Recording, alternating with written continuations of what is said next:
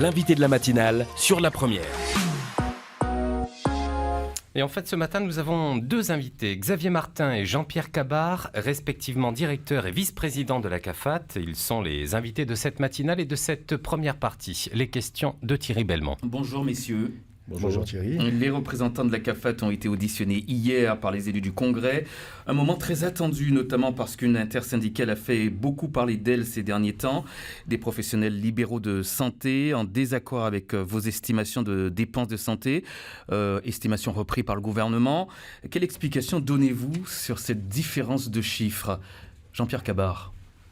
Écoutez, d'abord, je crois que ça serait étonnant qu'on trouve 11 milliards disséminés dans les chiffres et perdus quelque part.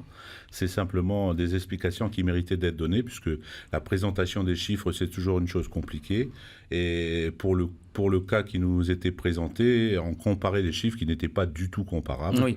On ne prenait pas en compte les mêmes comptes, donc évidemment, on ne pouvait pas comparer les deux chiffres. Alors la CAFAT fait valoir un déficit du RUAM qui avoisine pour 2018 les 10 milliards, c'est ça. Les professionnels disent que ces chiffres sont trop importants, trop élevés. Alors, explication. Qu'est-ce qui ne va pas ? Qu'est-ce qui a été pris en compte pour le gouvernement ? Il y a une différence de lecture. Alors, il y a, comme Jean-Pierre venait de l'expliquer, il y avait une différence de lecture dans les chiffres qui ont été repris par les professionnels de santé. Ils sont tous issus des rapports d'activité de la CAFAT, mais leur utilité n'est pas la même. Donc, ils ne sont pas construits de la même façon. Pour revenir sur le déficit prévisionnel de 2018, c'est un déficit prévisionnel qui, évidemment, est de nature à évoluer avec les éléments pouvant intervenir dans l'année, mais effectivement, initialement, nous l'avons fixé à près de 9 milliards. Alors, qu'est-ce qui est pris en compte justement pour ce calcul du montant ? C'est très technique, oui, mais on va essayer d'expliquer de façon très pédagogique. Xavier Martin. On va tenter de le faire. Sur les comparaisons qui ont été faites par les professionnels de santé, donc ils ont pris deux types de chiffres. Le premier, c'est un chiffre qui sert à avoir une vision analytique des dépenses de santé. C'est une photographie que nous faisons chaque année à la même date des dépenses relatives très exactement à l'exercice. C'est-à-dire, vous avez un soin en 2017, il sera comptabilisé dans les dépenses de 2017. Et puis, ils ont comparé ce chiffre au montant des dépenses de santé qui sont repris dans le compte de résultats comptables de la CAFAT. Et le compte de résultats comptables de la CAFAT intègre non seulement les soins de 2017 réglés en 2017, mais également tous les soins relatifs à 2015 et 2016 qui peuvent être aussi réglés en 2017. Quand vous allez chez le médecin, vous avez 2 ans pour nous envoyer votre feuille de soins et être remboursé. Ce qui signifie qu'en 2017, je peux régler des dépenses de santé de 2015 et 2016. C'est une des grosses différences qui explique en fait les deux chiffres qui ont été avancés par les professionnels de santé. D'une part, des chiffres qui ne prennent que des dépenses de soins 2016 ou 2017, et d'un autre côté, le chiffre des dépenses de santé repris dans le compte de résultats qui intègre 3 années potentiellement de dépenses de santé prises en compte sur la même année. Vos explications ont été entendues.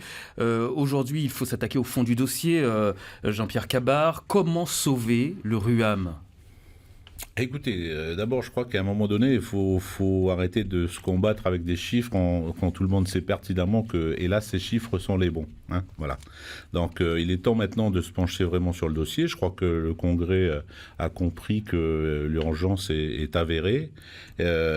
Comment régler le problème du RUAM ? C'est pas compliqué. Oui, c'est la grande question. Ça fait 10 ans qu'on dit que le RUAM est en déficit structurel. Qu'est-ce que ça veut dire ? Ça veut dire que les dépenses sont supérieures aux recettes. Donc, il n'y a pas 36 manières de régler le problème. Il faut combattre les deux aspects. D'abord, essayer de diminuer les dépenses. C'est tout l'objet, hélas, des mesures qui peuvent être difficiles à appréhender ou à accepter par les professionnels de santé, mais aussi par les gens qui bénéficient du régime, qui vont peut-être devoir être contraints d'une manière ou d'une autre. Et puis de l'autre côté, les recettes qu'il faudra peut-être aussi toucher, essayer d'avoir plus de recettes. Est-ce que c'est des recettes fiscales ? Est-ce que c'est des recettes liées aux cotisations salariales ou patronales ? C'est là toutes les décisions qui doivent être prises par le Congrès. Ça veut dire quoi ? Ça veut dire qu'il y aura forcément des mesures impopulaires, des mesures qui ne vont pas plaire aux professionnels de santé et qui vont ne pas plaire non plus aux cotisants. Xavier Martin. J'avais déjà eu l'occasion de m'exprimer à ce sujet. Oui, c'est bien de le redire. Tout le monde doit contribuer, en réalité, au rétablissement de l'équilibre. Tout le monde, que ce soit les professionnels de santé, moi en tant qu'assuré, moi en tant que salarié qui cotise. Évidemment, tout le monde devra participer au rétablissement structurel du RUAM si on veut préserver notre système de protection sociale. Oui, on parle de pistes d'économie, les propositions ont un petit peu énervé les libéraux il y a quelques jours, sur la baisse des prix de consultation et de déplacement, notamment. Il faudra passer par là, forcément. C'est une piste qui est étudiée sérieusement par la CAFAT, par le gouvernement ?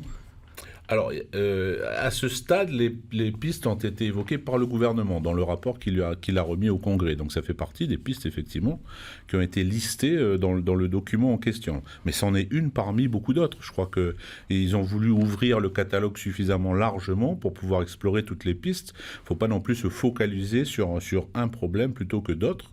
Il y a aussi d'autres pistes qui sont évoquées, qui peuvent être peut-être moins douloureuses ou toucher d'autres professionnels de santé. Effectivement, on entend ces derniers jours parler beaucoup les infirmiers notamment, qui sont concernés directement par ces baisses éventuelles de tarifs sur les trajets. Il n'y a pas seulement les infirmiers. Les trajets, c'est surtout les infirmiers. Les autres professionnels de santé ne se déplacent pas.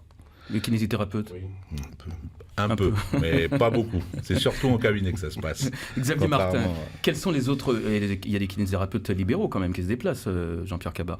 Xavier Martin, quelles sont les autres pistes aujourd'hui dont il faut se diriger vers quelles autres pistes d'économie ? Alors, comme l'indiquait Jean-Pierre, encore une fois, le gouvernement a présenté une liste d'une quarantaine ou d'une cinquantaine de mesures qui touchent effectivement tous les axes possibles. Ce qui est important pour moi, c'est que si nous voulons réussir cette réforme du RUAM, il va falloir atteindre le double objectif de pérenniser le niveau des recettes et de mettre en place un système de régulation qui va nous permettre de contrôler l'évolution des dépenses.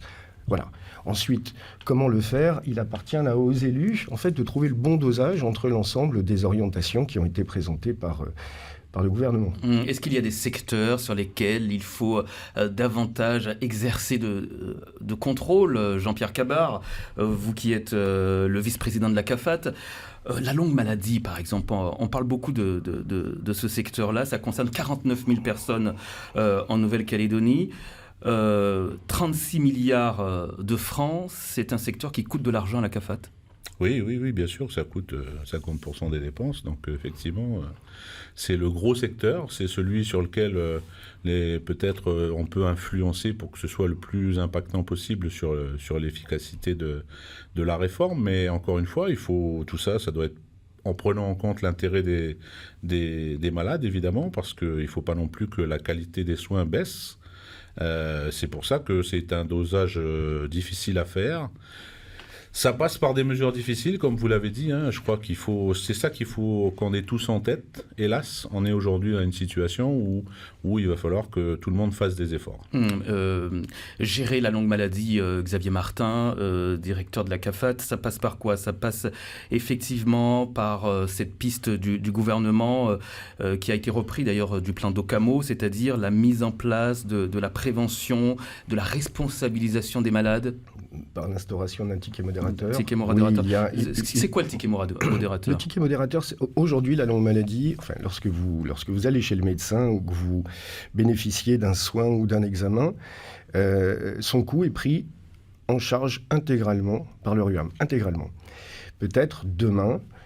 Faudrait-il, ça fait partie des mesures qui ont été proposées, c'est pas à moi de me prononcer sur sa justification, mais peut-être faudrait-il laisser un petit reste à charge aux malades de façon à ce qu'ils prennent conscience du coût du soin dont ils bénéficient, et être certain qu'effectivement ces soins soient toujours prodigués dans les meilleures conditions et à bon escient. Faire participer le malade à ces soins, encore une fois impopulaire, mais il faut passer par là, Jean-Pierre Cabard.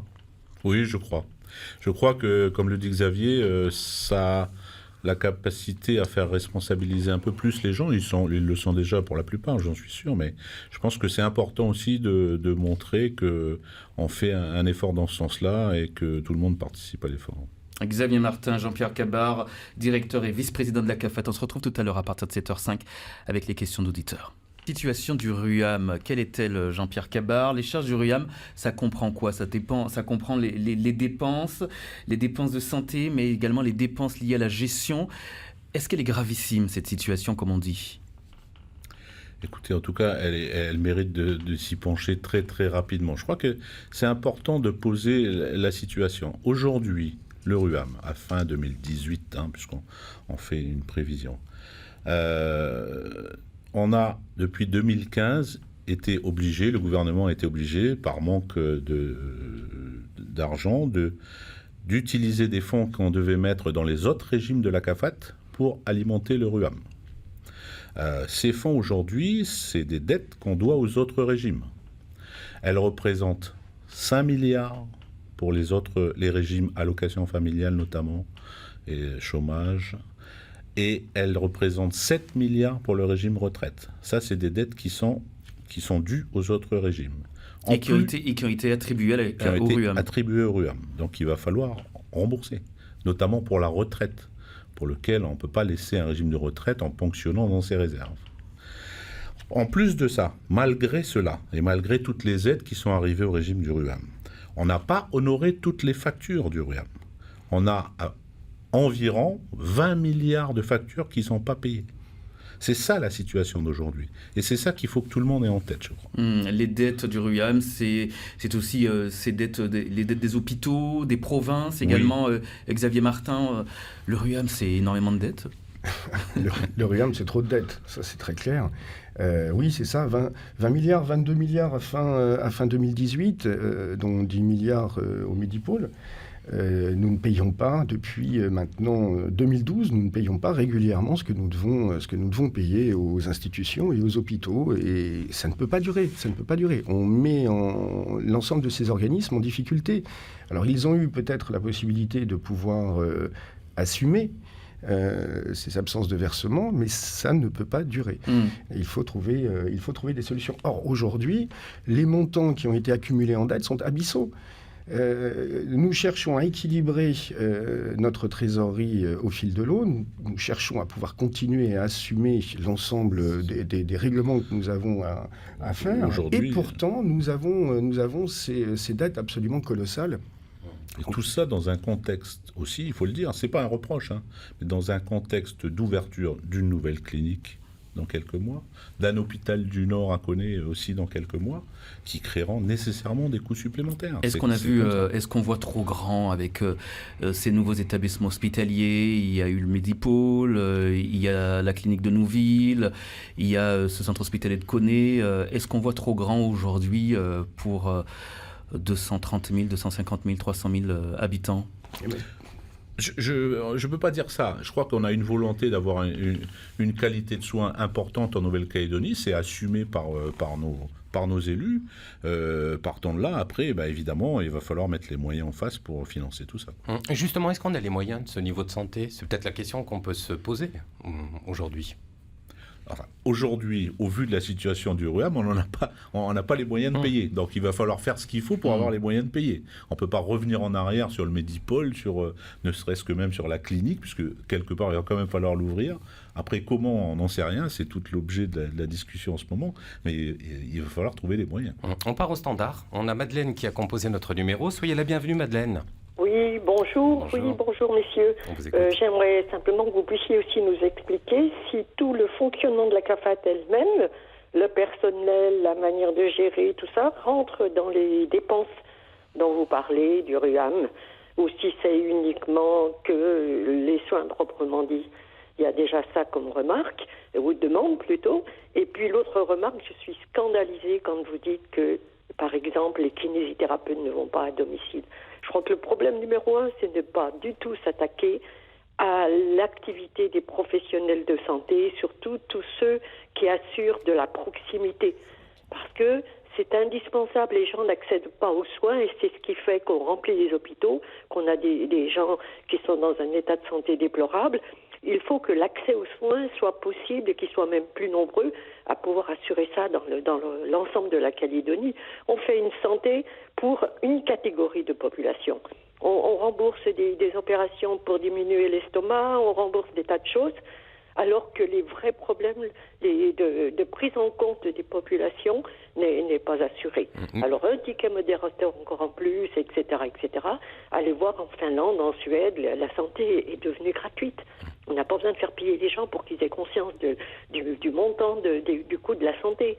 Moi, je pense que là, il y a vraiment des problèmes de fond qu'on a besoin de discuter, de revoir, parce que ça me met un peu hors de moi, j'avoue. Merci beaucoup, Madeleine, pour votre réflexion, vos remarques. Jean-Pierre Cabard et Xavier Martin. Oui, peut-être juste moi sur une partie, parce que c'est moi qui l'ai dit à propos des kinésithérapeutes qui ne se déplaçaient pas. Je crois que je voudrais bien resituer. C'est pas du tout un reproche, c'est simplement pour dire que quand on parlait de la diminution des propositions et de la diminution des tarifs de déplacement, j'indiquais simplement que, à mon sens, ça s'orientait plutôt, ça s'adressait majoritairement aux infirmiers libéraux parce qu'ils sont beaucoup plus nombreux, c'est eux qui se déplacent le plus. C'est tout. Je ne voulais pas dire que les kinés ne se déplaçaient pas du tout. On précise que le secteur privé ambulatoire, qui comprend donc les honoraires des professionnels de santé libéraux, il représente 22,7 milliards, une évolution considérable quand même, plus 24% sur les 8 dernières années.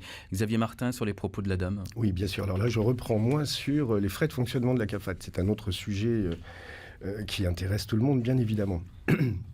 Alors, on ne gère pas le RUAM gratuitement. Effectivement, j'ai une centaine, 200 collaborateurs qui sont affectés exclusivement sur le fonctionnement du RUAM. Cela a un coût. Et pourtant, depuis 2015 maintenant, nous avons engagé des efforts pour participer, comme tout un chacun. Je disais tout à l'heure que pour redresser le RUAM, chacun devrait faire un effort. Nous avons commencé par nous-mêmes. Entre 2015 et 2016, nous avons stabilisé nos coûts de fonctionnement, malgré l'accroissement du nombre d'assurés, malgré l'accroissement du volume des prestations à traiter. Et entre 2016 et 2017, nous avons infléchi la courbe d'évolution de nos frais de fonctionnement, puisque nous allons faire économiser 300 millions de frais de fonctionnement au RUAM, comparativement au réel 2016, réel 2017, chiffre que nous allons bientôt présenter au conseil d'administration. Mais oui, nous faisons des efforts de notre côté. Je salue là nos équipes, parce que ces efforts sont difficiles à assumer. Cela signifie travailler sur les effectifs, ça signifie être plus efficace. Et je dirais que nous avons commencé à relever le défi avec des résultats tangibles. Et donc, j'en profite là, pour féliciter l'ensemble de mes collaborateurs. C'est une réponse au rapport de l'Inspection générale des affaires sanitaires et sociales, l'IGAS. Xavier Martin, l'IGAS qui notait notamment dans son rapport l'incompétence de nos organismes de gestion. Qu'est-ce que vous répondez à ce genre de propos? Alors, je n'ai pas eu le rapport de l'IGAS encore, je n'ai pas pu l'étudier en détail. Je ne suis pas sûr que ça s'adresse à la CAFAT aussi. Je ne crois pas. Il ne me semble pas. J'ai effectivement reçu 2 fois les 2 inspecteurs de l'IGAS mandatés par le gouvernement pour étudier le système de gouvernance de la protection sociale dans son ensemble. L'IGAS qui dit en gros qu'il faut revoir les mesures correctives en matière d'organisation, de gouvernance, de pilotage, de régulation du système de protection sociale, de l'offre de santé en particulier des hospitaliers. Ça veut dire en gros qu'il faut tout refaire. Ça veut dire en gros qu'il faut certainement moderniser les choses, il va falloir être inventif, aller chercher ailleurs des solutions qui fonctionnent et les adapter à la Nouvelle-Calédonie. Nous avons la possibilité de le faire, le dynamisme et l'envie. Et je pense que ce défi peut être relevé. Effectivement, notre organisation découle de décisions qui ont été prises au fil de l'histoire depuis les années 50. Et je pense qu'aujourd'hui, compte tenu de la situation, compte tenu du fait que l'environnement économique n'est pas aussi favorable, même si les positions ne sont pas toutes identiques dans les propos qui sont tenus par nos politiques aujourd'hui, il n'empêche, au global, l'environnement est moins favorable qu'il a pu l'être. Il est temps de se poser des questions sur la cohérence de cet ensemble. Est-ce que le mode de gouvernance de la protection sociale, avec sa complexité, parce qu'il est complexe, ne peut pas être simplifié pour gagner en efficacité? Alors, il faudra donc trouver de l'argent. Le RUAM est dépendant de sa trésorerie. On ne peut pas, comme l'assurance maladie en métropole, faire de l'emprunt, faire appel aux banques. Il y a ce rapport d'orientation sur les pistes potentielles de réforme du système de santé calédonien. Est-ce qu'il faut se baser sur ce rapport pour trouver des solutions? Jean-Pierre Cabard, est-ce que tout est dit dans ce rapport finalement? Le rapport de l'IGAS, effectivement, on en a beaucoup parlé. parce que ça fait suite à une visite qu'ils ont faite il y a 2 semaines de ça. Mais enfin, nous, pour notre part, on n'a pas eu de rapport. Hein. Donc le rapport définitif, à ma connaissance, il n'a pas été déposé. Donc on peut simplement faire référence à ce qui nous a été dit lors des entretiens. Effectivement, ils ont évoqué pas mal de réformes. Encore une fois, c'est une réforme du système de la gouvernance. Et les pistes du plan d'Occamo Et c'est pas des pistes de sauvetage du RUAM qui ont été évoquées. C'est leur mission, c'est celle qui avait été commandée par le gouvernement il y a déjà quelques mois, c'est sur une réforme du système de gouvernance. Et les pistes du plan d'Occamo qui étaient beaucoup plus concrètes, celles-là ? Oui. On se base dessus ou pas ? Ah bah écoutez, c'est le plan qui a été déposé auprès du Congrès par le gouvernement il y a quelques semaines maintenant, et c'est là-dessus que les élus devront faire leur choix. Donc, en gros, vous êtes en train de nous préparer tous à mettre la main au portefeuille, que ce soit les professionnels de santé ou que ce soit les cotisants, ceux qui cotisent, nous tous. Nous, on est la CAFAT, on est l'organisme gestionnaire, donc on appliquera les décisions qui seront prises par les élus, bien évidemment, mais le constat qui est fait, c'est que le système a de plus en plus de mal à fonctionner et il est urgent de faire quelque chose. Xavier Martin, Jean-Pierre Cabard, directeur et vice-président de la CAFAT, merci d'être venu ce matin.